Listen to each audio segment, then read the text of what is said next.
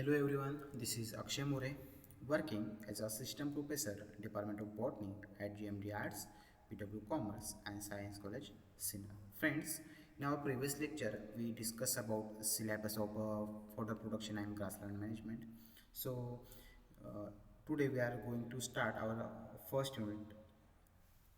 So, we have to see unit number first. First of all, grassland. So, what is grassland? Friends, grassland are areas where the vegetation is dominated by grasses. It belongs to Foaceae family. However, sedges, cyperaceae, and rush uh, juncaceae can also be found along with variable proportion of legumes like clover and other herbs. Friends, पहिल्यांदा आपण बघणार आहोत की grassland म्हणजे काय. Grassland हे काय असतं. ग्रासलँड असा एरिया की जिथे ग्रासेसचं व्हेजिटेशन असतं, जिथे की ग्रासेस म्हणजे गवताचं व्हेजिटेशन असतं आणि हे ग्रासेस पोएसी फॅमिलीला बिलॉंग्स करतात. फ्रेंड्स, प्रत्येक वनस्पतीचं एक बायनोमियल नॉमेनक्लेचर असतं, एक नाव विशिष्ट त्याला सायंटिफिक नाव दिलेलं असतं. ओके, पहिलं असतं ते त्याचं जिनस आणि दुसरं असतं ते स्पेसिस. आणि प्रत्येक प्लांट किंवा प्रत्येक जिनस कुठल्या तरी फॅमिलीला बिलॉंग करतो.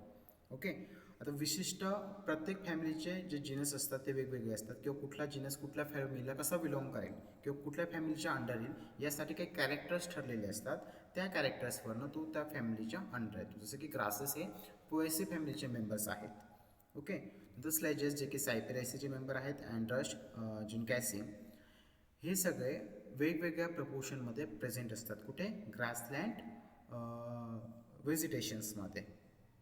ओके, यांची डायव्हर्सिटी असते, म्हणजे वेगवेगळे प्लांट असतात, म्हणजे त्याच्यात लेग्युमिनस असतील, नॉन लेग्युमिनस असतील, फॉर एक्झाम्पल क्लोवर किंवा अदर हर्ब्स. आता हर्ब्स म्हणजे काय की ज्या वनस्पतींची हाईट किंवा ज्या झाडांची हाईट 2 फुटापेक्षा कमी असते त्या झाडांना आपण हर्ब्स असं म्हणतो. तर ग्रासलँड म्हणजे काय की असा एरिया की तिथे ग्रासेसचं व्हेजिटेशन असेल, म्हणजे ज्या ठिकाणी गवत असेल त्याला आपण काय म्हणायचं, ग्रासलँड म्हणायचं. इन ग्रासलँड पेरेनियल और annual types of grasses are present. तर ग्रासलँड व्हेजिटेशनमध्ये काही पेरेनियल असतात, काही ॲन्युअल टाईपचे ग्रासेस प्रेझेंट असतात. आता पेरेनियल म्हणजे काय आणि ॲन्युअल म्हणजे काय. ज्या वनस्पतींची लाईफ सायकल 1 वर्षापर्यंत असते, ओके, त्याला आपण ॲन्युअल म्हणतो. तर लाईफ सायकल म्हणजे काय की त्याचं जीवनचक्र, त्याच्या बीजांकुर होण्यापासून ते झाडाची डेट होईपर्यंत जी काही प्रोसेस असते त्याला आपण लाईफ सायकल असं म्हणतो, की त्याचं जीवनचक्र असतं. ज्या वनस्पतींचं जीवनचक्र 1 वर्षापर्यंत असतं त्याला आपण काय म्हणतो, annual type of grasses. And ज्यांचं 2 वर्षापेक्षा जास्त, 2 वर्षापर्यंत किंवा 2 वर्षापेक्षा अधिक जीवनचक्र असेल, लाईफ सायकल असेल, अशा प्लांट्सला किंवा अशा वनस्पतींना आपण पेरेनियल असं म्हणत असतो. म्हणून ग्रासलँडमध्ये 2 टाईपच्या वनस्पती येतात. पेरेनियल पण असतात की ज्या 2 वर्ष किंवा त्याच्यापेक्षा जास्त दिवस जगतात, आणि दुसरं असतात की ॲन्युअल की 1 वर्षापर्यंत जगतात, म्हणजे क्या सीझनरी असतात. 2 टाईपच्या वनस्पती आपण ग्रासलँडमध्ये शिकत असतो. फ्रेंड्स, हे काही एक्झाम्पल्स आहेत ग्रासलँडचे. Pampas grass, coneflower, blazing star and rock rose, हे काही ग्रासेस आहेत की जे नॉर्मली प्रेझेंट असतात. आणि इकडे तुम्हाला ही इकोसिस्टीम दिसेल, याला म्हणायचं ग्रासलँड इकोसिस्टीम. इथे हे एरियामध्ये पूर्ण ग्रासेस आलेले आहेत, अशा इकोसिस्टीमला म्हणायचं ग्रासलँड इकोसिस्टीम. हे सगळे ग्रासेस आहेत. Next, fodder. आता फॉडर म्हणजे काय. फॉडर काय असतात. Fodder is a food that is given to cows, horses and other animals. Fodder एक प्रकारचं फूड आहे की जे आपण काऊज, हॉर्सेसला किंवा ॲनिमल्सला प्रोव्हाइड करतो. थोडक्यात मराठीत म्हणायचं तर फॉडर म्हणजे काय की ज्या चारावर्गीय वनस्पती असतात, ज्यांच्यापासून जनावरांना चारा मिळतो, अशा वनस्पतींना आपण फॉडर असं म्हणतो. ओके, ज्यांच्यापासून आपल्याला चारा मिळतो त्याला काय म्हणायचं, फॉडर म्हणायचा. Okay, this is the definition of fodder. So these are the example of fodder. आता हा कॉमन एक्झाम्पल की मका, याला आपण फॉडर म्हणतो. की आपल्याकडे नॉर्मली जनावरांना चारा देण्यासाठी या वनस्पतीचा वापर होतो. And these are the more plants. So बघा इथे तुम्ही बघू शकतात की हे काही प्लांट्स आहेत की ज्याला आपण फॉडर असं म्हणतो. नॉर्मली हे प्लांट्स आपण फॉडर म्हणून यूज करत असतो. ओके फ्रेंड्स, आता फॉडरमध्ये पण दोन टाईप्स असतात. First leguminous and second leguminous. In our previous lecture we discuss about it which plants we called leguminous and which are we called non leguminous. आता leguminous कशाला म्हणायचं, नॉन लेग्युमिनस कशाला म्हणायचं. जेव्हा लास्ट लेक्चरला आपण सिलेबस डिस्कस करत होतो तेव्हा मी त्याचं इंट्रोडक्टरी सांगितलं होतं.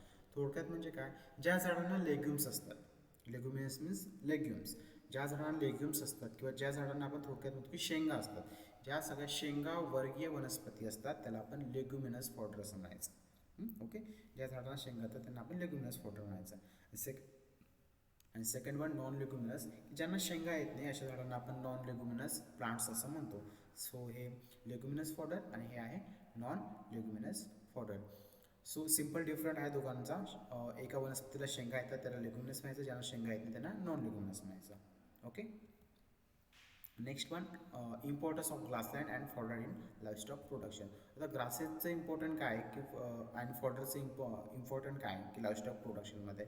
थोडक्यात की आपल्याला प्रोटीन मिळतं त्याच्यातून, ग्रासेसमधून सप्लिमेंट मिळतं अँड ज्याच्यापासून मिल्क प्रोडक्शन वाढू शकतं, ओके नाही, किंवा अदर सप्लिमेंट मिळतात. हे त्याचे काही इम्पॉर्टन्स आहेत. We have to see one by one. First one, a good lush pasture may reduce the amount of protein supplement, thus it is the economical. म्हणजेच काय की जे चांगल्या प्रतीचे लश आहे की ज्याला आपण कुरण असं म्हणतो, हे प्रोटीन सप्लिमेंटचे प्रमाण कमी करू शकते आणि हे आर्थिकदृष्ट्या पण परवडणार आहे.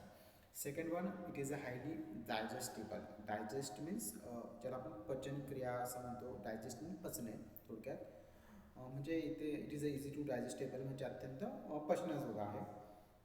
Next one, grass proteins are rich in arginine, glutamic acid and lysine.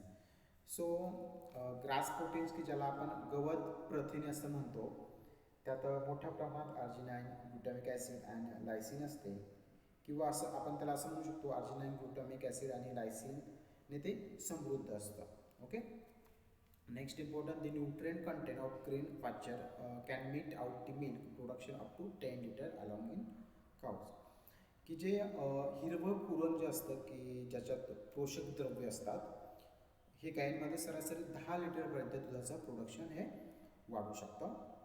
And next point, it is the एक्सेलंट source of carotene and soluble carbohydrates.